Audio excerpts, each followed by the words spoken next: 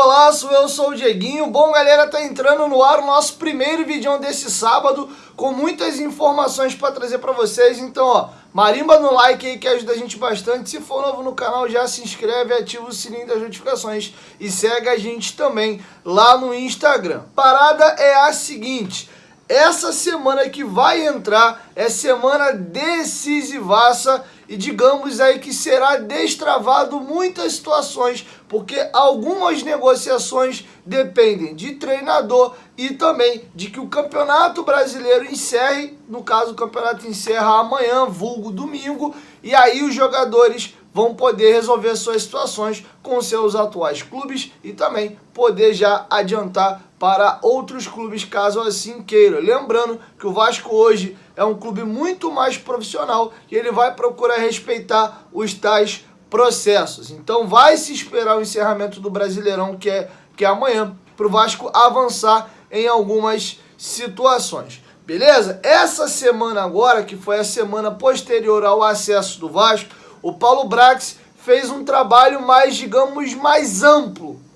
Eles já vinham junto com os 4 scouts que o Vasco tem hoje, Vitor Bastos, Rafael e tem mais 2 agora que me fugiu o nome, já mapeando o mercado desde setembro. Então o Vasco tem monitorado os jogadores que lhes interessam, já definiu junto ao 777 um modelo de jogo e em cima desse modelo de jogo o Vasco vai contratar um treinador. Então, até independente de quem seja o técnico, o Vasco vai manter um perfil de atleta e de treinador. Então, até algumas negociações podem já ocorrer de atleta, mesmo que não se tenha um treinador, porque o Vasco vai ter uma linha de técnico para contratar e também uma linha de jogadores para poder contratar.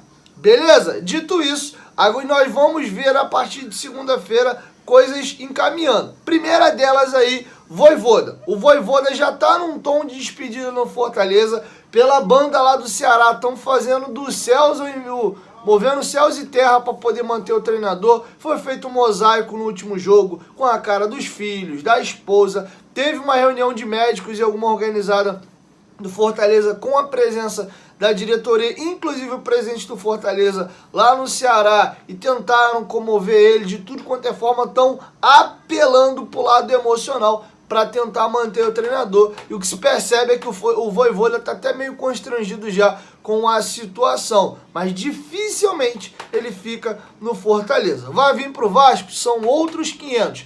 Até porque, a partir de domingo, vamos ter movimentações de técnicos em outros clubes. Corinthians, o Corinthians está agoniado ali porque quer manter o Vitor Pereira, mas o treinador vem embarrigando o Corinthians e tá com pinta aí de que pode sair. A família não se adaptou muito ao Brasil, tinha essa situação da família vir para cá, então ele deve dar aí um martelo final para o Corinthians após o encerramento do Brasileiro. Ele foi expulso na rodada anterior e nem vai comandar a equipe na beira do campo nessa última rodada entre Atlético Mineiro e Corinthians. E o nome dele ganha força lá caso o Vitor Pereira não fique. Outra situação, Cuca. O Cuca no Atlético Mineiro também tem uma situação complicada. O Atlético ainda não garantiu vaga na Libertadores e a situação lá tá meio estranha. E o nome favorito também do Atlético Mineiro, caso o Cuca realmente não fique, é o do Vojvoda. Então o Vasco já definiu ele como seu principal alvo, mas terá concorrência aí, pelo menos de Atlético Mineiro e também do Corinthians, caso esses 2 técnicos, como eu mencionei a vocês, não fiquem por lá. E a diferença desses 2 clubes para o Vasco é que ambos, muito provavelmente, o Corinthians já está garantido, o Atlético está encaminhado, devem disputar a Libertadores. Então o Vojvoda vai pesar isso na sua escolha de clube? Não, eu quero já chegar num time já mais arrumado, um time já disputando competição internacional, então pode pesar e o Vasco dar um passinho atrás. Se a ideia dele for fazer um trabalho de médio e longo prazo, similar ao que ele fez no Fortaleza, acredito eu que nesse sentido o Vasco ganha fôlego. O Vasco é uma SAF, Nós vimos o Botafogo mal no campeonato, a torcida pedindo a cabeça do Luiz Castro, mas o John Textor falou, não senhor, o clube é meu e eu não quero mandar ele embora. Eu acho que ele é um técnico para fazer um trabalho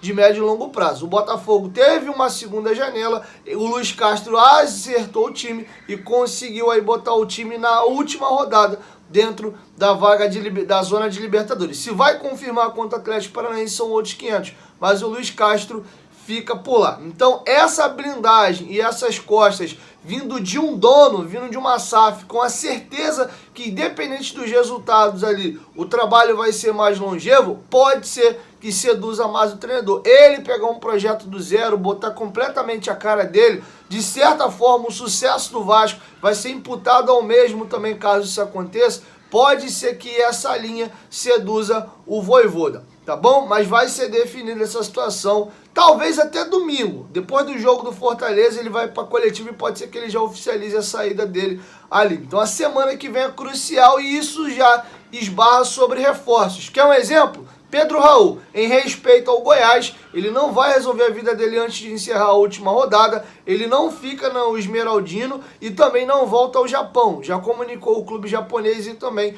aos seus empresários. O Kashiwa Al Reysol quer fazer dinheiro, comprou ele junto ao Botafogo, salvo engano foi em 2019 ou foi 2020.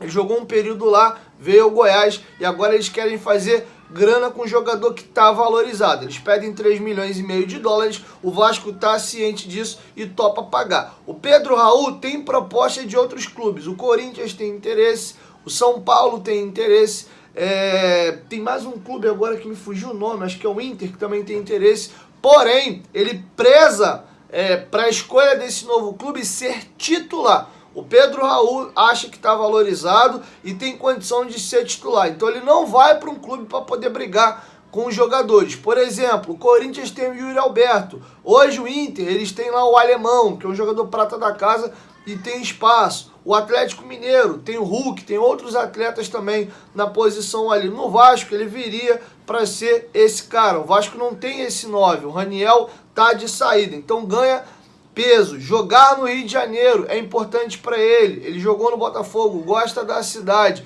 Então é bem provável que ele acabe definido o seu acerto com o Vasco. Inclusive, segundo a ProGE, vai ter uma reunião já na semana que vem com os representantes para ele definir o seu futuro. O mesmo vale para as situações de Pedro Henrique e também do Terãs do Atlético Mineiro. Findando o Brasileirão, o Vasco já vai resolver essas situações. Então semana que vem, preparem-se para ver um aceleramento aí de processos. Essa semana agora foi uma semana mais de consulta, saber valores, entender qual é a ideia desses jogadores. O cara topa vir pro Vasco, não topa? O empresário vai pedir luva, não vai? O clube ao qual ele está jogando vai pedir quanto? Então essa semana foi para sentir o mercado. Paulo Brax trabalhou muito ativo, tanto é que ele só teve um dia de folga, que foi a segunda-feira, o dia posterior ao acesso. Depois disso, sentou a mamona, ele mesmo está ligando diretamente para os representantes dos atletas, um caso ou outro, salvo raríssimas exceções,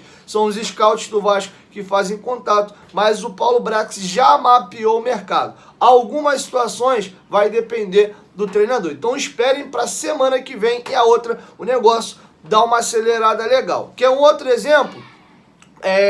Pré-temporada. O Vasco dificilmente fará pré-temporada no CT Moacir Barbosa. Pode até ter uma representação no dia 8 lá, fazer biopedância, pegar a dobra dos atletas, fazer aquele check-up básico, digamos assim, mas a ideia do Vasco, e fiz essa pergunta inclusive na entrevista coletiva para o Luiz Melo a respeito do CEO, só de perguntas sobre o CT eu fiz duas, e perguntei ele se tinha essa possibilidade do Vasco fazer a pré-temporada fora do Rio de Janeiro, para poder, fora do CT Moacir Barbosa, para poder avançar as obras no centro de treinamento, e ele confirmou. E ontem o companheiro Flávio Dias do canal Atenção Vascaínos trouxe a informação de que existe inclusive a possibilidade de se fazer uma pré-temporada fora até do Brasil. Beleza? Gustavo, meia revelado pelo Sport, hoje joga no Al Shabab. Tem 20 anos de idade, completa 21 em setembro do ano que vem, interessa ao Cruzeiro. Samuel Venâncio, principal jornalista mineiro que cobre o Cruzeiro,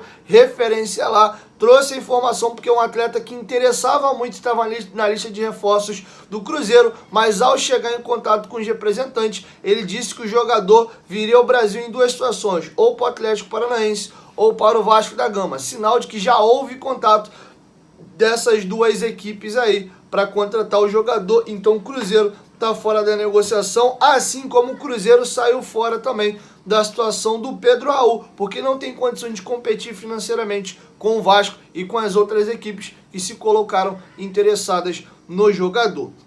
Beleza? Então o Gustavo é um jogador mapeado aí, um meia jovem, naquela linha de alguns jogadores pensando em médio e longo prazo, com retorno técnico e potencial de revenda, pode chegar nessa lacuna aí. Tá no interesse do Vasco da Gama, segundo apurou o Samuel Venâncio, e foi confirmado inclusive pelo companheiro Lucas Pedrosa, também um jornalista ao qual eu respeito e muito. Bom, galera, é isso. Essas eram as informações que eu tinha para trazer para vocês nesse vídeo, e logo mais aí na parte da tarde eu volto com mais informações, beleza? 1, 2, 3, futebolaço, tamo junto, família, qualquer momento que volta mais, tamo junto, valeu, fui!